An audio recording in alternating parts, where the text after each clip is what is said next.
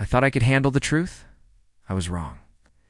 And now, I am not sure what I'm supposed to do with the pieces of my life that are left.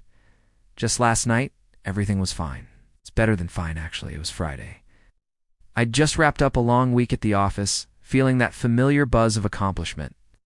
I was 35, had a good job in marketing, a nice apartment downtown, and a solid group of friends. Life was stable, predictable. I liked it that way. I got home, tossed my keys on the counter, and kicked off my shoes. The plan was simple. Order some takeout, maybe watch a movie and just decompress. The usual end-of-week routine. I was scrolling through my phone, trying to decide between Thai food and pizza, when a message popped up. It was from a number I didn't recognize. Is this Mark? This is Emily. We met at Dave's party last year. I know this is random, but there's something I think you should know about Sarah. Sarah? My girlfriend of 3 years? The woman I was planning to propose to? My heart did a little flip-flop. My first instinct was to ignore it. Some random person trying to stir up trouble. But curiosity, that nagging, persistent voice, got the better of me.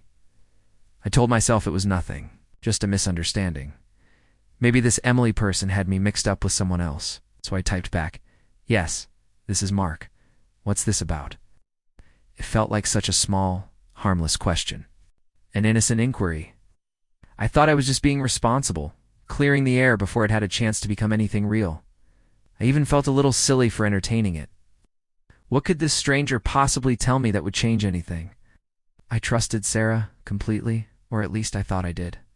The 3 little dots appeared, disappeared, then appeared again. The wait was agonizing. My pizza was forgotten. The movie was forgotten. My entire world narrowed down to the screen of my phone. Then the message came through. It wasn't just a message. It was a picture, a screenshot of a conversation between Sarah and another man. It wasn't just friendly banter. The words were intimate, familiar. They were planning to meet up. The date stamp was from 2 days ago. My blood ran cold. I told myself just this once. I'll just look into it a little more, just to be sure. Just to prove this Emily person wrong and put my mind at ease. That was the real mistake. Not replying to the first text, but deciding to dig deeper. I went onto Sarah's laptop. It was open on the coffee table, still logged into her social media. I'd never done this before, not once in our 3 years together. It felt like a violation, a betrayal of the trust we had built. But the image on my phone was burning a hole in my mind. I needed to know. I needed the truth. I found more messages, so many more. Not just with one man, but with several. Plans, photos, conversations that painted a picture of a life I knew nothing about. A life she was living completely separate from me. Each message was a domino falling, knocking over the next one, until my entire perception of our relationship was a pile of rubble on the floor. I sat there, on the couch, surrounded by the glow of the screen, feeling the foundation of my life crack beneath me. The woman I loved, the future I had so carefully planned, was a complete fabrication. The next morning, the sun came up, but everything was dark.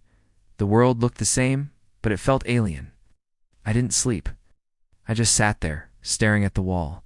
The laptop screen burned into my memory. The first sign that everything had changed was a call from my boss. I'd missed a 9 a.m. Saturday meeting I had completely forgotten about. I mumbled some excuse about feeling sick, but my voice was hollow. I couldn't focus. I couldn't think. Later, Sarah called. Her voice was cheerful, asking what I wanted to do for dinner. Hearing her sound so normal, so completely oblivious, was like a punch to the gut. I couldn't speak. The silence on my end of the line was deafening. "Mark, are you there? Is everything okay?" she asked, her tone shifting from cheerful to concerned. I just hung up. I couldn't form the words. I couldn't confront the lie. The fallout was immediate and brutal. My friends noticed something was wrong. Dave called me, asking if I was okay, saying I seemed distant. How could I explain it? How could I tell him that the woman he introduced me to, the woman everyone thought was perfect for me, was a stranger? I started avoiding calls, ignoring texts. I went to work, but I was a ghost. I'd stare at my computer screen for hours, the words blurring together. My performance plummeted. I was making mistakes, missing deadlines. People started treating me differently. There were whispers in the office, concerned looks from colleagues. They saw the change, the dark circles under my eyes, the way I'd flinch when my phone buzzed. They saw a man falling apart, but they didn't know why. The respect I'd earned over years of hard work was evaporating. I was becoming unreliable, unstable. And the whole time, Sarah kept trying to reach me, her messages turning from confused to worried to angry. Each one was another twist of the knife. I felt a deep, gnawing regret. Not for finding out, but for how I was handling it. I was letting this discovery poison every single part of my life. I want to be clear about something. It wasn't about the betrayal itself. Not entirely. People make mistakes. Relationships end. The hardest part, the part that truly broke me, wasn't that she cheated. I didn't just lose a girlfriend. I lost my reality. The past 3 years of my life, the memories I cherished, the future I was building brick by brick, was all based on a lie. I looked at photos of us on vacation, smiling, and all I could see was a fool. Me. I'd bragged to my family about how I'd finally found the one. I'd told my friends she was different. The respect I lost wasn't just from my boss or my colleagues. I lost respect for myself. How could I have been so blind? How could I have invested so much of myself into something that was never real? That's a heavier loss than any breakup. It's a loss of your own judgment, your own intuition. It makes you question everything, not just about her, but about yourself. Looking back, I realized that small decisions don't feel small when it's too late. My decision to reply to that text, my decision to open that laptop, they seemed so insignificant in the moment. I was just a man looking for reassurance. But I wasn't prepared for the truth I found.